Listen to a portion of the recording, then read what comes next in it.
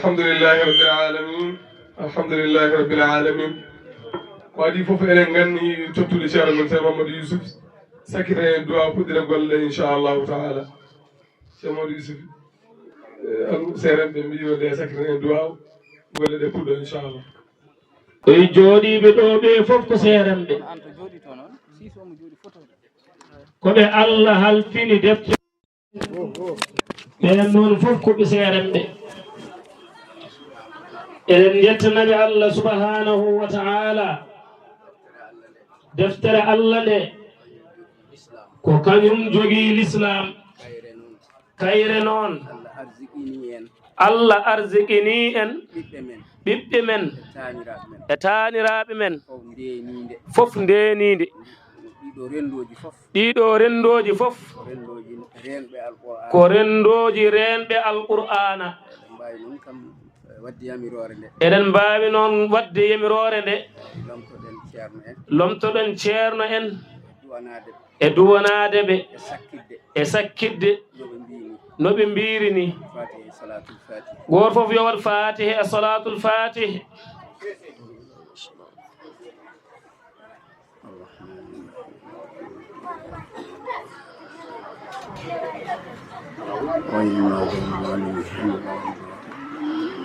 صل على سيدنا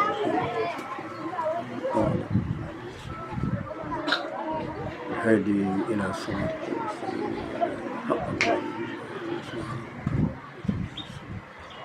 السلام على المرسلين آمين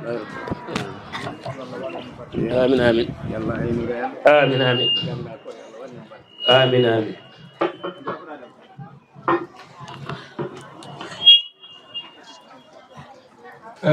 الحمد لله رب العالمين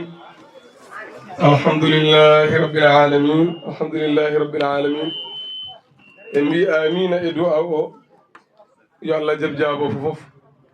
en gannima eɗen puɗɗira golle ɗe bisimillahi rrahmani rrahim eɗen ñaagui allah subhanahu wa ta'ala yo allah rokku en timminirde ɗe alhamdulillahi rabbil alamin bandiraɓe tedduɓe min calmini on salminadul islam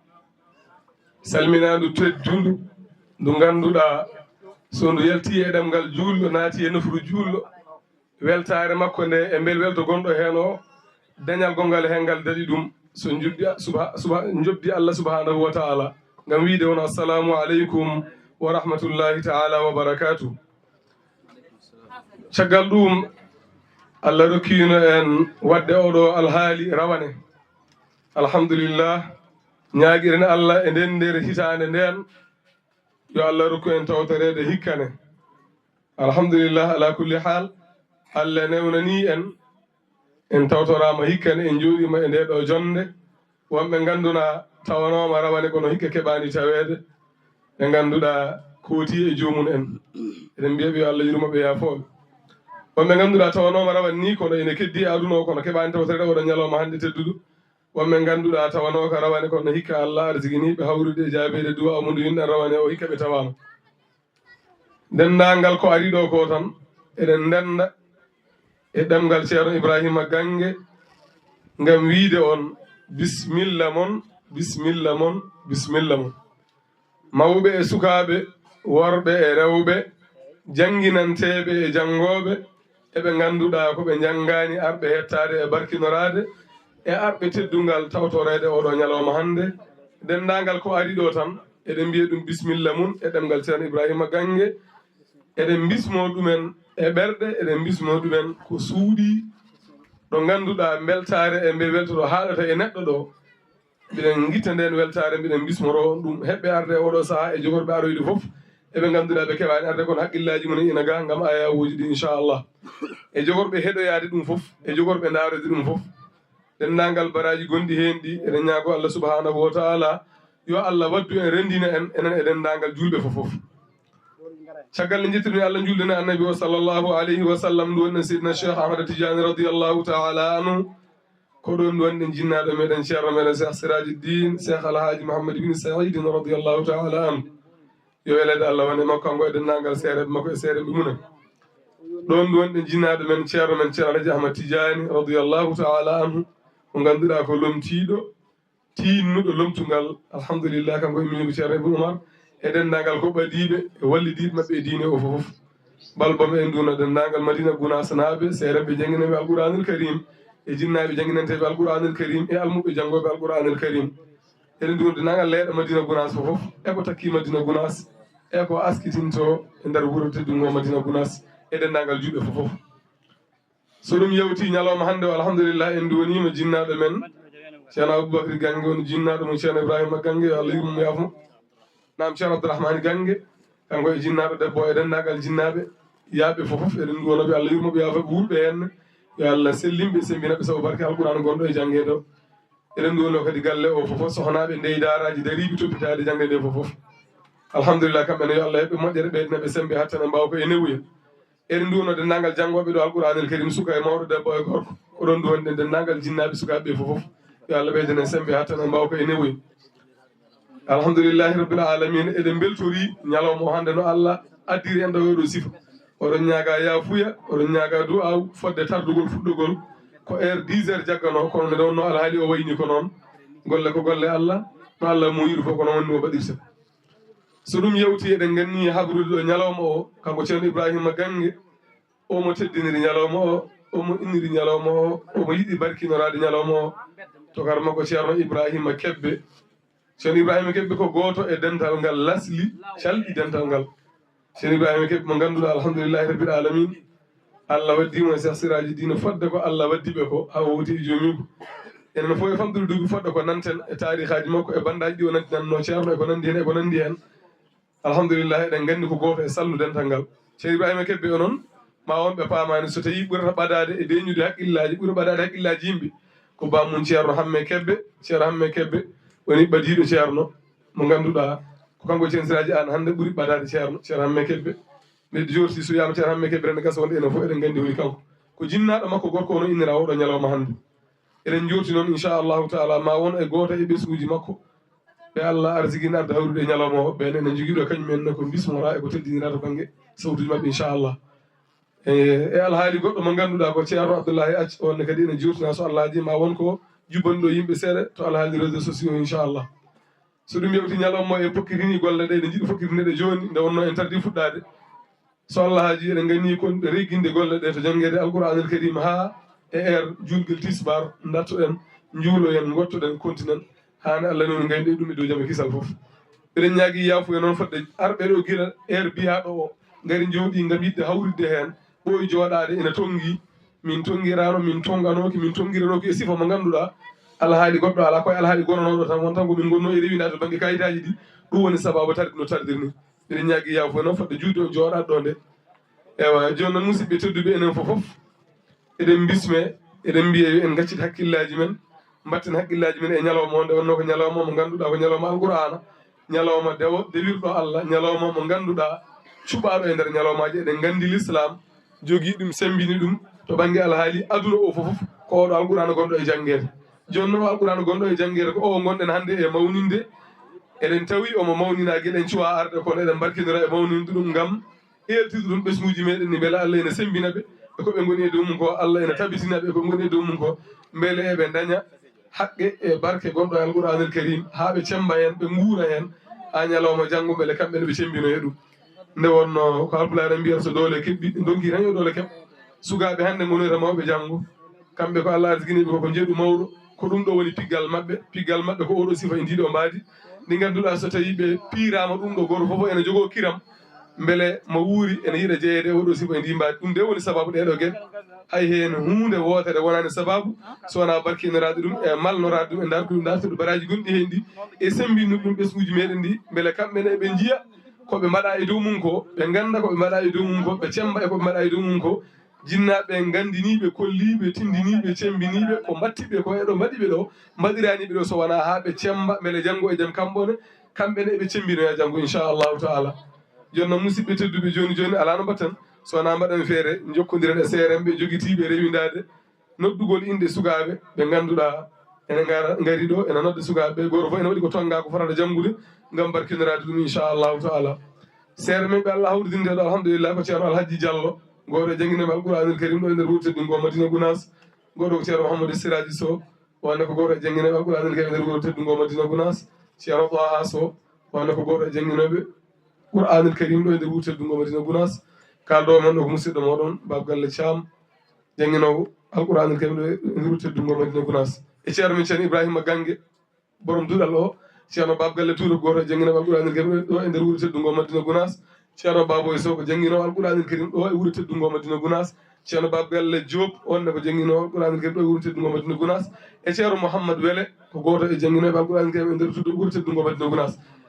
alhamdulillah e ceerno Mouhamadou Baleji onne ko goto e jangguinoɓe alqouranil karim e nder wuuro teddungo Madina Gounass e seereɓe ɓe ganduɗa ina gara ene jogori arde ene ɗamina ko aroɓe so Allah haaji inchallahu taala eɗen bismaɓe kamɓene soɓe gaari inchallahu taala ko enen ndendi ɗo e lomtade seereɓe min heddiɓe foof e wallodirɓe e julɓe e oɗo sifa e ndiɗo mbaadi ko minen gaydi ɗo présentade mbiɗen kalda e moon mbiɗen kuccodira e moon mbiɗen jaltina sifa o e golle ɗe e golwole ɗe to banggue alhaaliji andinde julɓe ɓe ɓesguji ɗiɓe kooli ɓe jona ɓe gaddi ɓe toɗi ceerno Ibrahima o holla ɓe sukaɓe mabɓe ko on samme goni dow mum e hol golle ɗe ɓe goni e dow mum e jangdiral koɓe jahata e dow mum so ɗum yewti alhamdulillah eɗen jetta eɗen jara médiaji arɓe ɗo hawride hen to maccul haaju mum en Abou Thiam ceerno Baba Galle Barogel guenni Adounan Thiam hankadi Cissé en e arɓe ɗo goto foof addi ɗo fodde mum ene yiiɗa wallude julɓe gam wadde ɗum e julɓe he mbawa heɗade cakka ɗum saabu so ɗum arani koɗo men ɗo tan haɗata fayide so yettaki karalle ɗe wonɓe ganduɗa ene jiiɗa hawrude hen keɓani ɓe ngala ɗo ɓe koye wuuro he ɓe koye caggal wuuro ene jiiɗa yiide ɗum ko kamɓe goni sababu ayawoji mabɓe ɗi Allah newni ɗo mabɓe karalle mabɓe kattangol mabɓe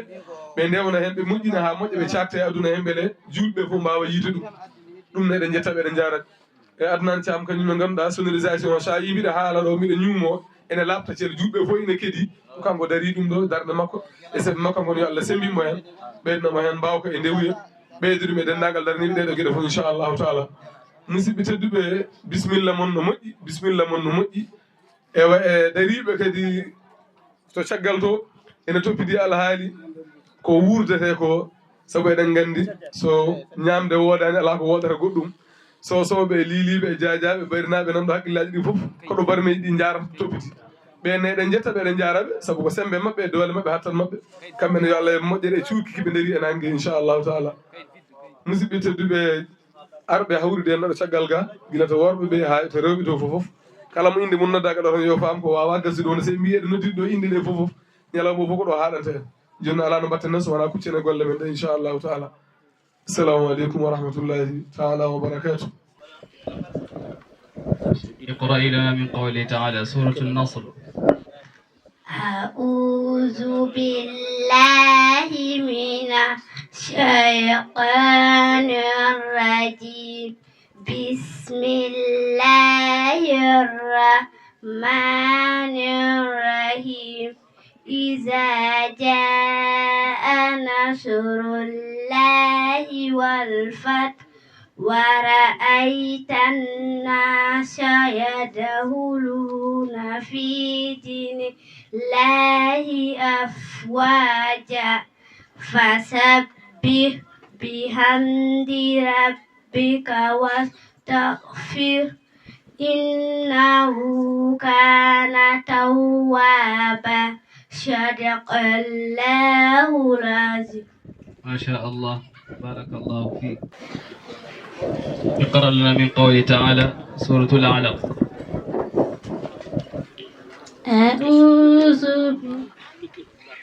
أعوذ بالله من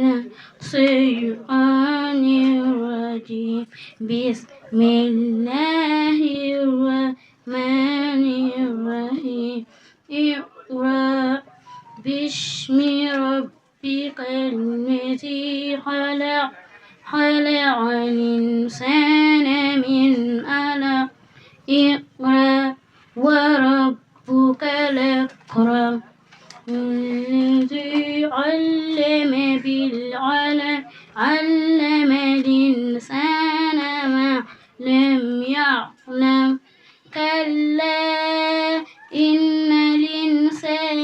ليطغى أن رآه استغنى إن إلى ربك الرجعى صدق الله العظيم. ما شاء الله بارك الله فيك. اقرأ لنا من قوله تعالى سورة الضحى. أعوذ بالله من الشيطان الرجيم بسم الله الرحمن الرحيم والضحى والليل إذا سجى ما ودعك ربك وما قلى وللآخرة خير لك من الأولى ولسوف يؤتيك ربك فترضى ألم يجدك يتيما فآوى ووجدك ضالا فهدى ووجدك عائلا فأغنى فأما اليتيم فلا تقهر وأما السائل فلا تقهر وأما بنعمة ربك فحدث وأما السائل فلا تقهر فلا تنهر وأما بنعمة ربك فحدث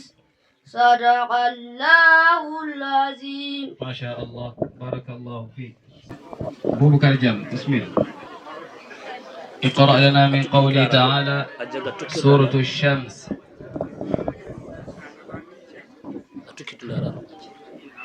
أعوذ بالله من الشيطان الرجيم بسم الله الرحمن الرحيم والشمس وضحاها والقمر إذا تلاها والنهار إذا جلاها والليل إذا يغشاها والسماء وما بناها والأرض وما دهاها ونفس وما سواها فألهمها فجورها وتقواها قد أفلح من زكاها صدق الله العظيم. ما شاء الله بارك الله فيك. أعوذ بالله من الشيطان الرجيم بسم الله الرحمن الرحيم والفجر وليال العشر والصبح والوتر والليل إذا يسر في ذلك قسم الذي ألم تر كيف فعل ربك بعاد إرم ذات العماد التي لم يولد مثلها في البلاد وثمود الذين جابوا الصخر بالواد صدق الله العظيم. ما شاء الله بارك الله فيك. لنا من قوله تعالى سورة الأعلى. أعوذ بالله من الشيطان الرجيم بسم الله الرحمن الرحيم سبح اسم ربك الأعلى الذي خلق فسوى والذي قدر فهدى والذي أخرج المرعى فجعله شاعا نحوه سنقرئك فلا تنسى إلا ما شاء الله إنه يعلم الجهر وما يخشى صدق الله العظيم. ما شاء الله بارك الله فيك. Just then can you see your toy إن شاء الله. اقرأي لنا من قوله تعالى سورة الطارق.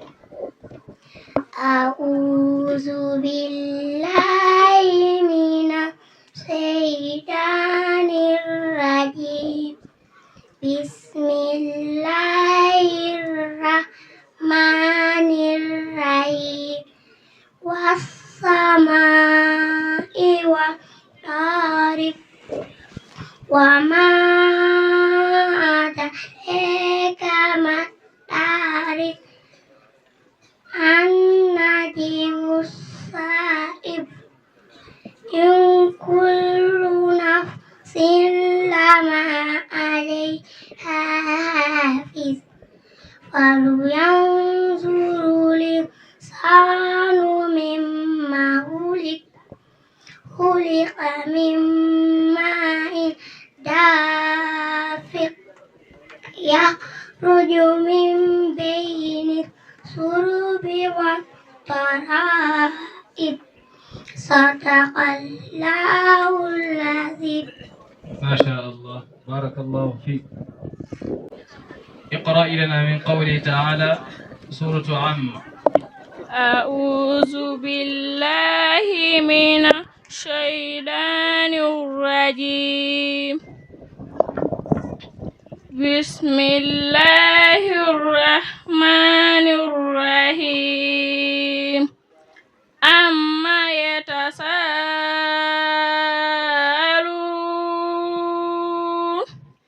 عن النبأ العظيم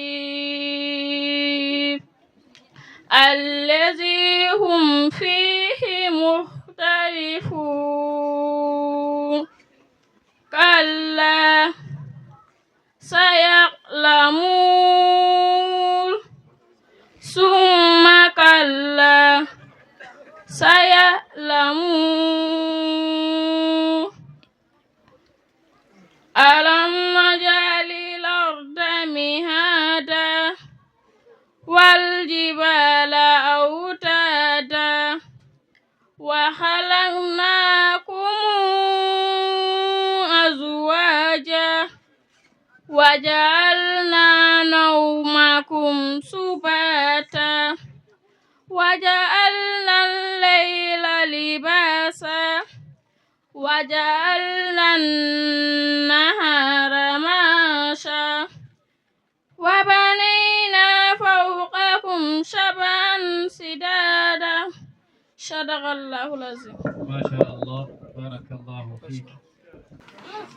يا أيها المدثر. أعوذ بالله من الشيطان الرجيم بسم الله الرحمن الرحيم يا أيها المدثر قم فانذر وربك فكبر فثيابك فطهر والرجز فاهجر ولا تمنن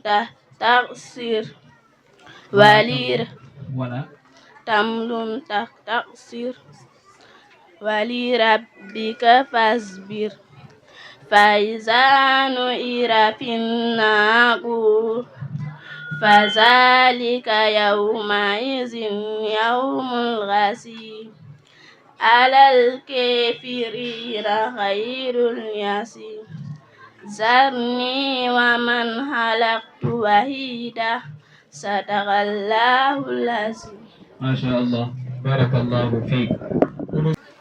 اقرأي لنا من قوله تعالى وما جعلنا أصحاب النار إلا ملائكة. أعوذ بالله من الشيطان الرجيم. وما جعلنا أصحاب النار إلا ملائكة وما جعلنا عدتهم إلا فتنة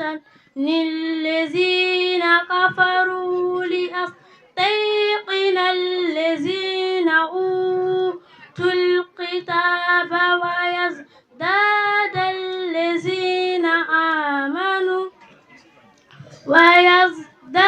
الذين آمنوا إيمانا ولا يرتاب الذين أوتوا الكتاب والمؤمنون ويقول الذين في قلوبهم مرض والكافرون ماذا أراد الله بهذا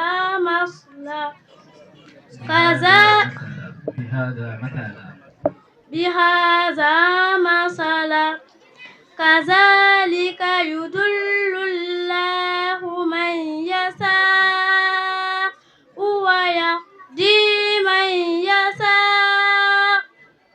وما يعلم جنود ربك إلا هو وما هي إلا ذكر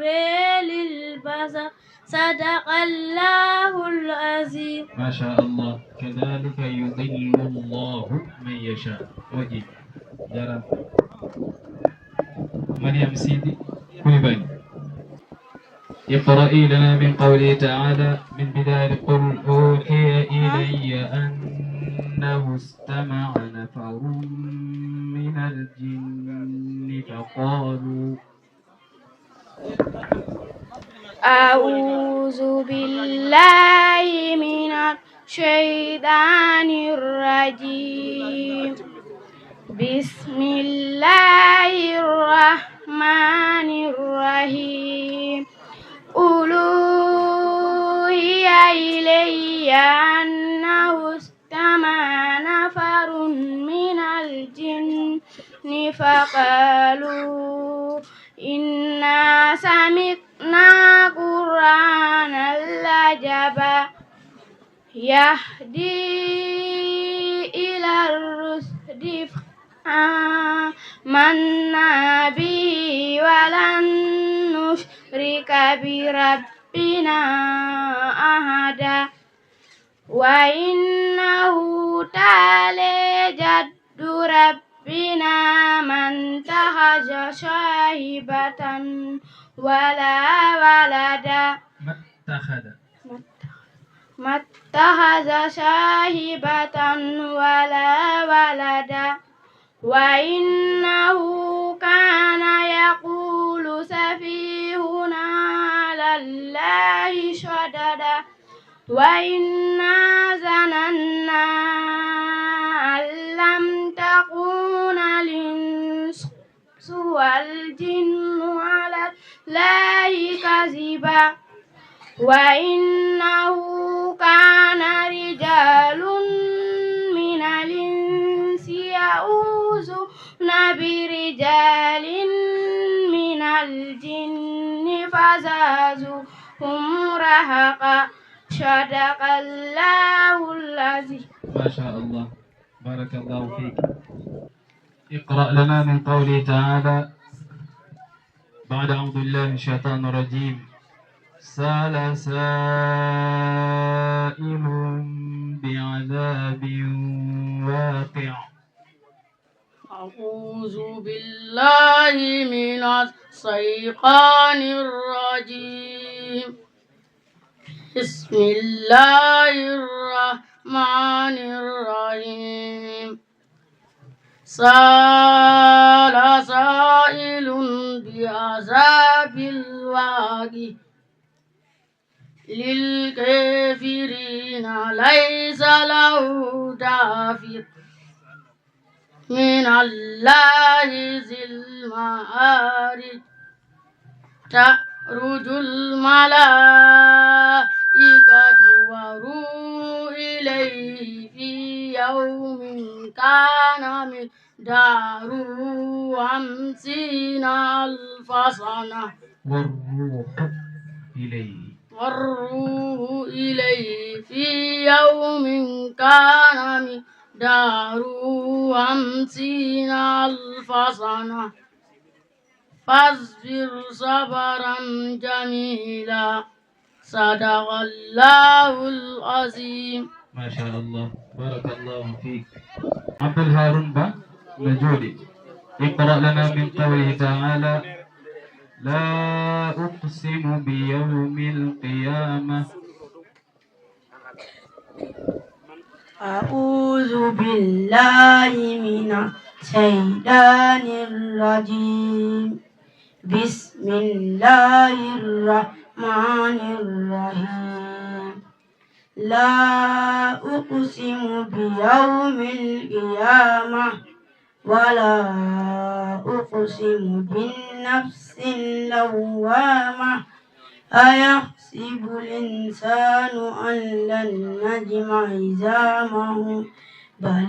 قادرين على أن يسوي بنانه بل يريد الإنسان ليفجر أمامه يسأل أيان يوم القيامة فإذا بلغ البصر وخسف القمر وجمع الشمس والقمر يقول الإنسان يومئذ أين المفر كلا لا وزر صدق الله العظيم. ما شاء الله بارك الله فيك.